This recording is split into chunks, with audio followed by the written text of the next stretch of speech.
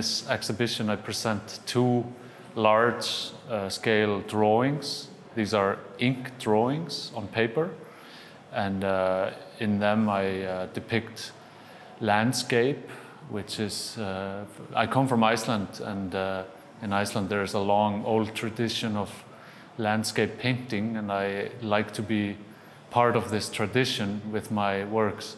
But my works are not plein air images. They are made from fantasy and contemplation about the landscape. So I think about the landscape and I fantasize about it. And in this large picture here, which is a 5 meter wide drawing on paper, I am depicting a volcanic eruption, which is a bit of a prediction to an eruption that happened last year in Fagradalsfjall.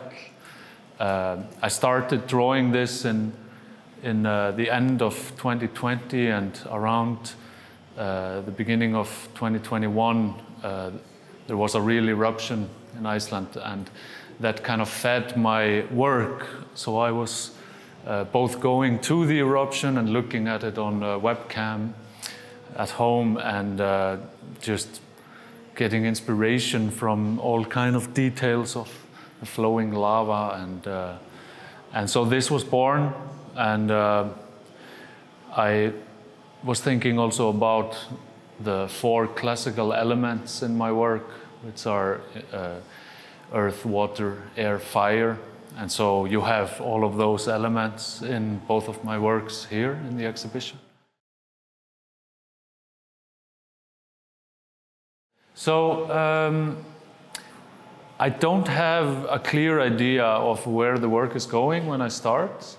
And because this is also ink on paper, it's really a kind of a daring, responsible act where almost like I tattoo the paper. I cannot undo what I do, so I just have to go with the flow. And what I did with this image was I used images of old wood blocks from Japan that depict splashes and sploshes and waves and sea, and I transformed them by kind of remixing this composition into a volcanic eruption. And so you definitely see those Japanese wood blocks in there.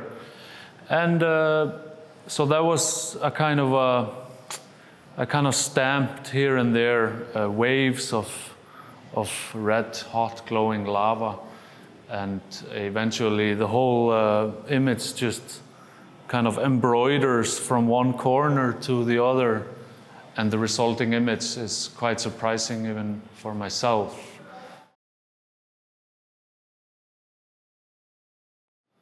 Yes, absolutely. I do think that I'm a spiritual person. I don't believe in one God. I believe in a consciousness of all humans and all animals and even all dimension of nature. And I think a good starting point to look at that is actually to look at elves and mysterious creatures like ghosts and so on that live in the nature, and they also live in the cities as well. I believe in elves. My mother, she once met an elf, and my mother never lied to me ever, so I believe in elves, and I think there are these different dimensions of spirituality. We are, of course, stuck in this kind of very traumatic and difficult dimension, but there are different levels, and I think nature is full of it. So we definitely need to respect nature on a spiritual level as well. So it's important, and also in the cities, because I used to live in Warsaw, and there was a ghost in my apartment. Ghosts are generally not bad, not like Hollywood type of ghosts. They are good-hearted in general. And these are spirits, and we live with them, and whether we like to believe in them or not, they are there. So, yeah, it's all one soup of spirits. I drew this thinking about our planet, yeah? Like we are on Earth and there's a volcanic eruption. But I always believe in art that, you know, okay, the artist, like now, I'm telling you what this is about, but that's not the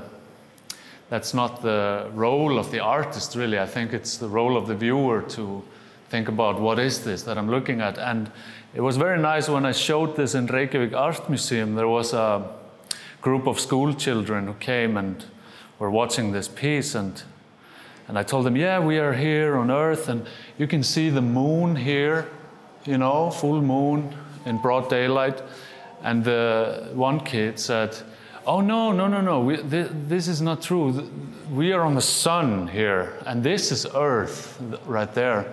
So this viewer, this protagonist of this piece was really on the sun, you know. So this is the beauty of art. You can, you don't have to follow what the artist was thinking. You can really dream your own path in the artwork. So that's kind of the great thing about art, really.